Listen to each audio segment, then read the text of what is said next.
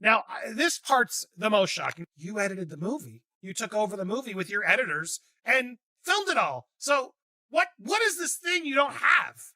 She keeps, the evidence. She has no evidence, and she knows. What if Blake Lively's reputation as America's sweetheart was just a well-orchestrated act? Shocking details from her legal clash with Justin Baldoni are revealing a side of her the public never expected. These startling court filings have the potential to upend everything we believed about her. As the legal drama unfolds, it could very well crack the flawless image she spent years building. And go through the updates of the Blake Lively case. Yes, she is set to be deposed next week. So it's been revealed that she will be deposed next Thursday, the 17th. In a new court filing. That's the date that's been planned. Brian Friedman, Baldoni's attorney, has said he wants to see how consistent her testimony is with the actual facts. Now, Lively's lawyer, Mike Gottlieb, the same one who served me, by the way, previously said, of course, Lively will testify in the trial, stated for next year's March 2026. Now, the date has been revealed as the discovery process continues, and Lively's lawyers served subpoenas to 2 publicists connecting to Baldoni who are not parties in the legal battle. She also went to many third parties, including myself. But the publicist's attorney filed a motion for extension asking for an extra week to produce documents. One email sent on July 2nd that is exhibited to the filing that Lively's depo is set for July 17th. Reps for Lively didn't respond to Peoples' request for confirmation of the date. Peoples also out to Baldoni's reps. But as we all know, the accusations and the trial set for March, Lively's lawyer told People back in May, the ultimate moment for a plaintiff's story to be told is at trial. We expect that to be the case here with Lively, so we would, of course, expect her to be a witness at her trial. Of course, she's going to testify. Now, Brian Friedman has previously spoken about his plans for deposing Lively as they attempt to refute her allegations, and he told TMZ on June 10th that he was planning to do it. Asked for his strategy, he said, I'm going to ask her questions under penalty of perjury. She's going to have to provide evidence, and she's going to have to provide the truth of the stories. We all have the videotape, all the footage. We have, the text messages. We have the emails. We're going to see how consistent her testimony is with the actual facts of what transpired. In that same interview, he said Baldoni is a person who wants to be vindicated. And that's all he cares about. He added that Baldoni knows who he is. He knows what he's done. He knows what he hasn't done. And he wants the truth to come out. And he wants that to happen in an appropriate way. Of course, that's the plan. He's waiting for his day in court where he can speak out to tell. Blake Lively's reputation as America's sweetheart was nothing more than a skillfully designed illusion, as shocking revelations from her legal conflict with Justin Baldoni are uncovering a version of her no one anticipated, and newly revealed court documents have the potential to completely reshape the public's understanding of her image. As the courtroom drama escalates, it threatens to completely fracture the flawless persona she has spent years constructing, because Blake Lively's polished identity is now facing a difficult truth, since for years she's been praised as Hollywood's golden girl, representing the perfect mix of sophistication and relatability, as the glamorous celebrity who still manages to feel approachable, the fashion-forward star who doesn't seem pretentious, and the devoted wife and mother who shares just enough of her personal life to keep fans intrigued, which is why it's no surprise she became a favorite of the media and a symbol of modern idealism. But perfection is rarely free of hidden flaws, and from her early days on Gossip Girl to her carefully styled red carpet appearances and witty Instagram presence, everything about Lively's brand has felt calculated, with each statement, look, or post serving to reinforce a version of her designed for public admiration. As she remains mostly free from controversy, consistently composed, and seemingly always saying exactly what's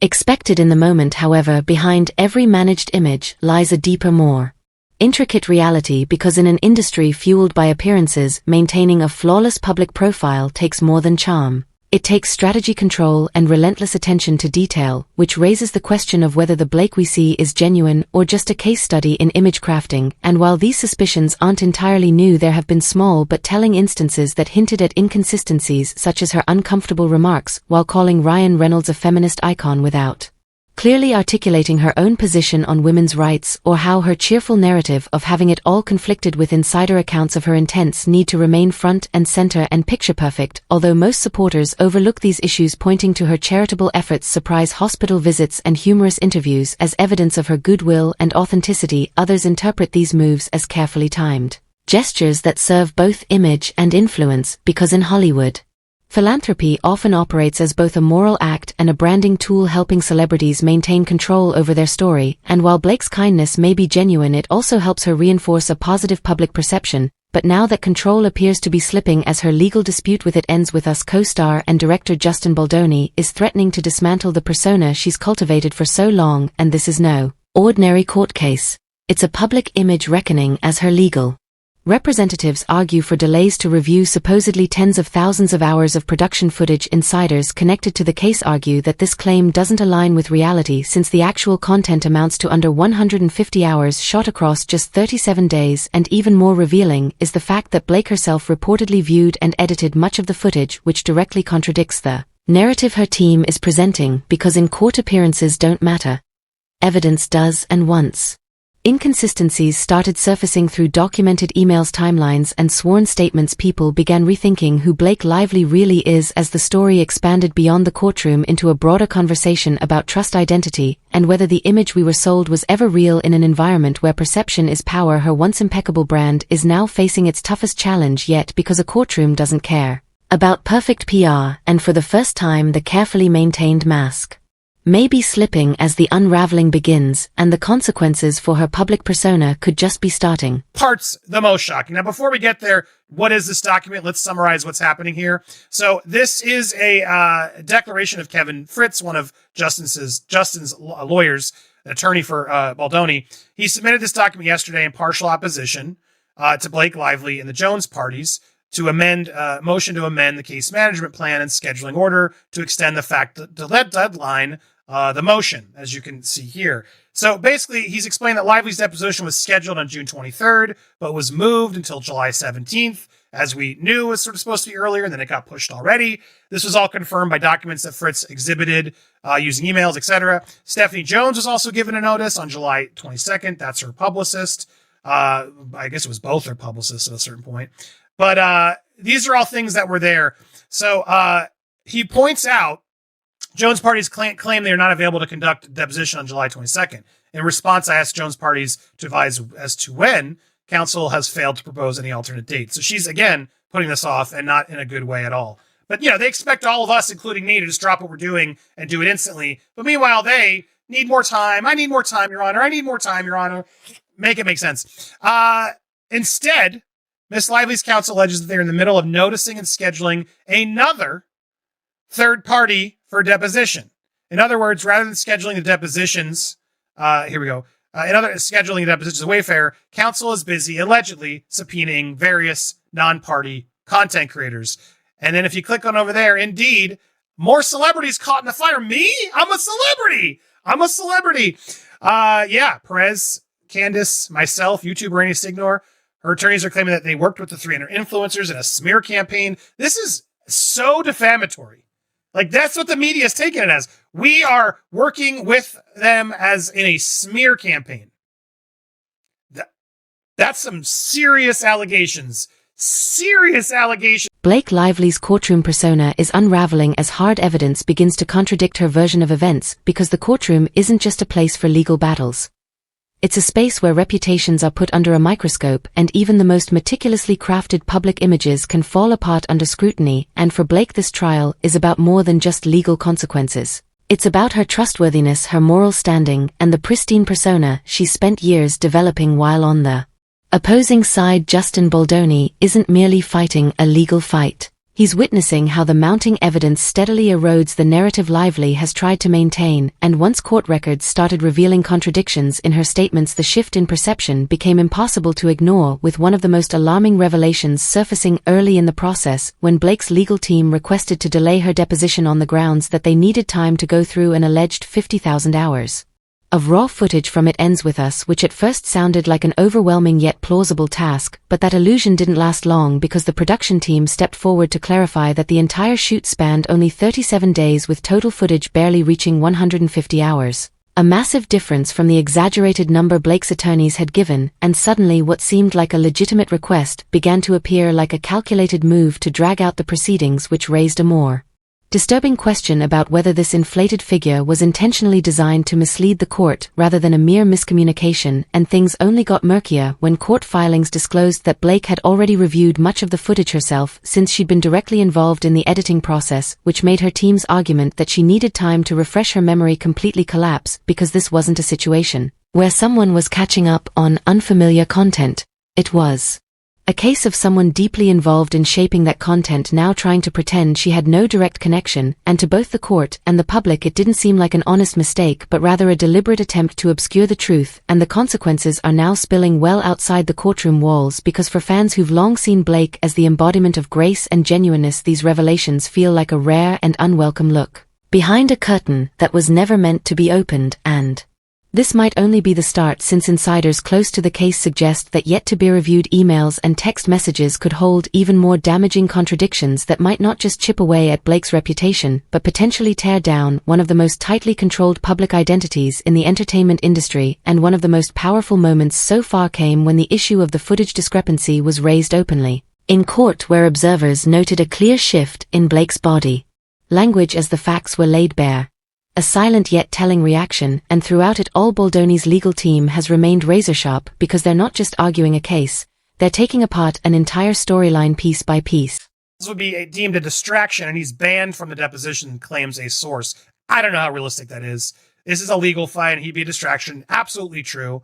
But, could he be allowed to be at the deposition? Probably. Probably watched from afar. He wouldn't be able to say anything. He's not supposed to say anything, but he could be a witness. But apparently they're advising not. According to these sources, no, this is a legal fight. This isn't Hollywood. A source informed Rob Shutter that Lively's legal team has told Reynolds he's a distraction. He has to stay away from the deposition. The decision might have been difficult for Lively, as she loves Reynolds and wanted to be there. However, after understanding this gravity, the actor reluctantly agreed to face the battle alone. She knows this is war and is ready to take things head on. But this is something that is important to know. A lot of people are starting to make this clear that this is Ryan's fight, that he's pulling the strings. I don't know how true that is, but I've seen that source reported elsewhere. So is that the case? And do you think he's actually frustrated? He's not going to be able to be there to listen? They'll have a transcript. They probably will film these depositions as well. I imagine both parties will request. Justin Baldoni's legal team didn't just defend against Blake Lively's claims. They systematically deconstructed her case piece by piece by exposing contradictions that directly undermined her credibility, because from the outset lead attorney Brian Friedman made his position clear in a blunt interview with TMZ, stating that he intended to question her under oath and demand real evidence and truthful answers, and with an expanding stack of court exhibits including emails, text chains, and extensive video material, his team was prepared to let the facts speak for themselves, as one of the first red flags surfaced when Lively's attorneys claimed there were 50,000 hours of raw footage from It Ends With Us as justification to delay her deposition, which sounded plausible on paper until Friedman's team dug in and found the actual production only spanned 37 days, with total footage amounting to just around 150 hours. A stark contrast that immediately cast doubt on her side's narrative, but the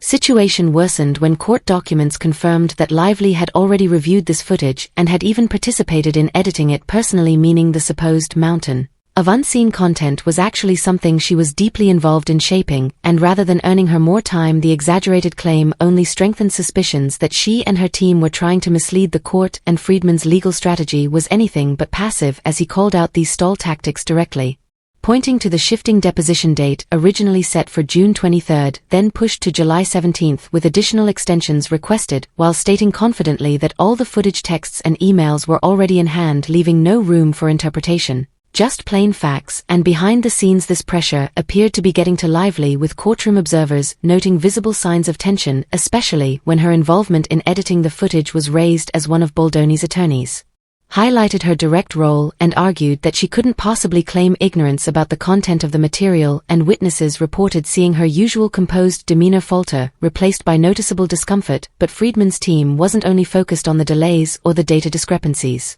They pushed further into the core issue by questioning why these false representations were made to begin with, because inflating footage hours and pushing timelines without justification raised serious concerns about intent, and the implication was unmistakable. That these were not harmless oversights but coordinated efforts to steer the narrative, and leaked text exchanges between Lively's camp and production insiders only fueled this suspicion, as sources with knowledge of the conversations suggested deliberate behind-the-scenes coordination to manage perceptions, and with each new piece of evidence a clearer picture emerged of someone seemingly working to control the story instead of confronting the truth. And in a dramatic twist, the legal battle that began with Lively accusing Baldoni of on-set misconduct has completely shifted as scrutiny now lands squarely on her role, her words, and the trustworthiness of her account, because Friedman's team didn't merely weaken her case. They flipped it entirely, turning what was once a straightforward accusation into a tangled web of conflicting timelines, strategic delays, and media manipulation, and the key question has now become how far Blake Lively went to shape the situation in her favor, and whether the public persona she presents is more manufactured than genuine. And with each court appearance, Baldoni's legal team sharpens the focus as fans and journalists alike begin to question who Blake really is, and one truth is becoming unavoidable. This has moved far beyond a legal fight and has turned into a full-blown crisis of credibility, where reputation and reality are on a collision course. So stay tuned, because what's coming next could change everything. This is the biggest reveal from this document. The excuse manufactured by Miss Lively and Miss Jones for refusing to proceed with their depots is that they need time to review footage of It Ends With Us, the film, citing unidentified public sources instead of someone with actual knowledge. Miss Lively's counsel claims that the film's footage could amount to roughly 50,000 hours of video. She literally is telling this to the judge. The court can take judicial notice that 50,000 hours is over 2,083 days, more than 5.5 years. I'm informed by the film's production that the footage consists less than 150 hours. I'm informed that the filming took place May 15th through June 9th, and then from the 5th to the 7th, for a total of 37 days, 32 of which Miss Lively participated in. So they're trying to claim to the judge, we need more time. They've drowned us in 50,000 hours of footage. Lies. Absolute lies. They can't even make sense of it. That's just a blatant lie. If you had done a lick of homework for 10 seconds and done the math, you would know that's extreme, ridiculous, and untrue. But they don't want to focus on facts here, do they? Again, deflect, distract, all this stuff that they're doing. It's 32 days. So, yeah, good luck. Anyway, imagine how much it's going to cost for all the legal team to watch another 150 hours. Mind-blowing how much money is being wasted on this contest of hers of, we're in the right. In any event, she does need to review the film footage prior to her. She does not need to review the film footage prior, because she knows when and how she was subjected to the harassment during the filming. Factual. Why do you need film footage to remind you of what happened? You were there, you made the accusations, it's in your lawsuit. It's almost as if you want to see this footage to make up more allegations. She purposely subjected to this harassment during filming, so then, in fact, set forth these allegations in her detailed amended complaint. For good measure, it is undisputed that Miss Lively has seen the footage because she edited it. I love that as well. Not only were you there in real life so you know what happened, you edited the movie. You took over the movie with your editors and filmed it all. So what is this thing you don't have? She keeps, the evidence. She has no evidence, and she knows. Witnesses have delivered a crushing blow to Blake Lively's legal defense as the question of what really happened on set takes center stage, because behind every pivotal courtroom turn there's usually a testimony that shifts the entire case, and in Blake's ongoing legal clash with Justin Baldoni, that moment arrived quickly and powerfully when the storyline she had carefully built began to fall apart the instant the first witness stepped forward. And these weren't minor discrepancies.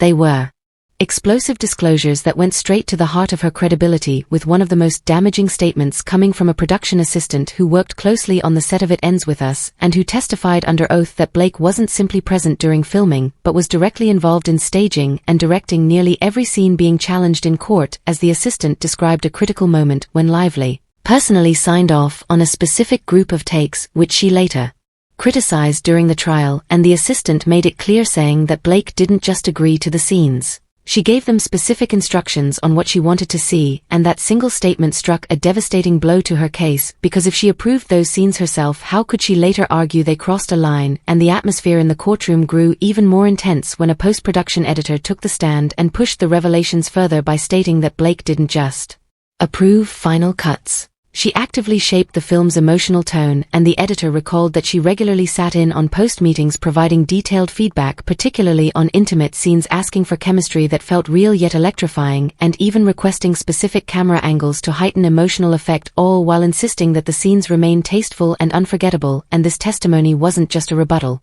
It painted Blake as a highly involved figure who was instrumental in designing the very moments she now tries to distance herself from, and the editor described her as precise and focused, saying she had a vision for every frame and knew exactly what she wanted. And what stunned the courtroom even more were the emails introduced into evidence, including one where Blake herself wrote, "Let's push the intimacy here, make it memorable but tasteful," which clearly contradicted the tone of her testimony and revealed a deliberate creative choice, not a passive oversight. And as this was read aloud, spectators noted a visible change in Lively's demeanor, with the once confident star appearing tense and whispering urgently to her attorneys during cross-examinations. And for someone long praised for grace under pressure, the cracks in her polished exterior were beginning to show. And beyond the legal implications, the trial started raising larger questions about image authenticity, public perception, and the risks of maintaining a crafted persona that doesn't match reality.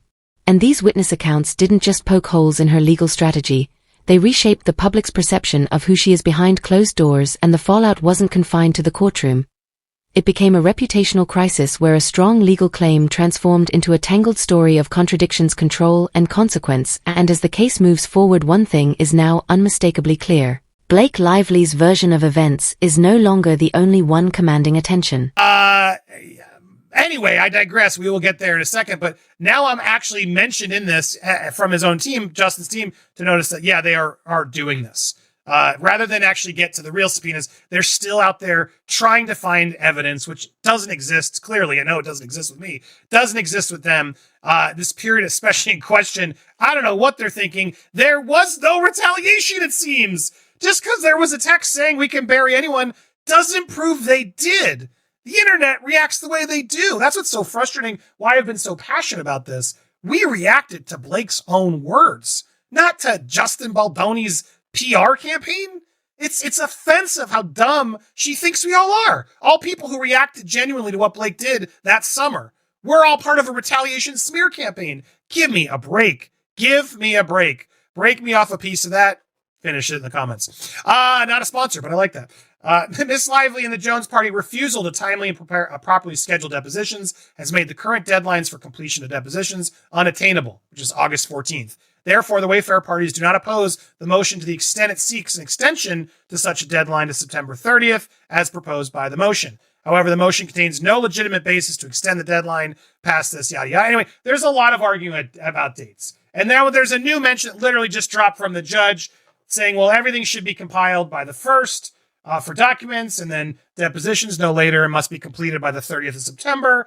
So he's starting to put definitive, here's what they are. Give me your final arguments, because no more arguing, delaying. These are your... What was Blake Lively hiding all this time as a courtroom bombshell begins to dismantle the image she spent years perfecting? Because for so long Blake captivated audiences with her charisma, fashion sense, and seemingly effortless grace, presenting a polished persona through red carpet elegance and carefully managed social media that left little room for doubt. But now behind that glossy exterior, a different reality is surfacing. One that even her most loyal fans didn't see coming, as her legal battle with Justin Baldoni spirals into one of Hollywood's most surprising scandals. Long-concealed truths are being dragged into the spotlight, and at the heart of it all lies a pattern of legal tactics that critics argue have less to do with justice and more to do with control. Since while courtroom delays aren't unusual, the reasoning behind Blake's repeated attempts to push her deposition from June 23 to July 17, and then requesting even more time, raised serious concerns, especially when her team claimed they needed to sift through a staggering 50,000 hours of raw footage from It Ends With Us, which immediately drew skepticism. And when court documents revealed that the total footage amounted to less than 150 hours filmed over just 37 days, the discrepancy was impossible to ignore. And even more damaging was the confirmation that Blake had already viewed much of that footage herself due to her role in post-production. So this wasn't about being thorough, it was about stalling. And the questionable strategies didn't end there, because her legal team began issuing a sweeping wave of subpoenas, not just to those directly involved in the case, but also targeting third-party publicists connected to Baldoni, and even YouTube creators like Popcorn Planet, suggesting a calculated attempt to gain leverage or silence outside voices. And as one insider put it, the lawsuit began to feel less like a pursuit of truth and more Like an operation to maintain message control, but the court wasn't buying it, and the judge overseeing the matter made his frustration clear by ordering that all documents be finalized by the first and depositions completed no later than September 30th, sending a decisive message that Lively's timeline was no longer in charge, and as each tactic was revealed, more cracks formed in the public image she had carefully maintained for years, and perhaps the most shocking moment arrived when reports surfaced that Blake's own legal team had advised her husband Ryan Reynolds not to appear at her deposition, citing concerns that his presence could become a distraction, but for fans accustomed to seeing the couple as inseparable and mutually supportive, his absence was jarring, and what wasn't said spoke volumes, because this wasn't just about minor slip-ups or exaggerated headlines. The filings detailed a pattern of inflated claims, aggressive attempts to control the narrative, and efforts to undermine or delay the legal process, all of which pointed to a larger agenda to protect something at any cost, and the fallout is already growing as Justin Baldoni's legal team not only pushed back but also exposed glaring inconsistencies that Blake couldn't refute, and accusations of deliberate stalling, overreach, and strategic misdirection have now shifted the public's attention from sympathy to skepticism, and what began as a straightforward legal matter has become a crisis of image, integrity, and trust. As Popcorn Planet's Andy Signore put it, this isn't only about a courtroom win or loss. It's about credibility, and now the court of public opinion is closely watching every move, because the central question has changed from what happened on set to whether Blake Lively's entire brand has been built on illusion, and with each new revelation the future of Hollywood's so-called golden girl hangs in the balance. So let us know what you think in the comments, and stay with us as the full truth continues to unfold.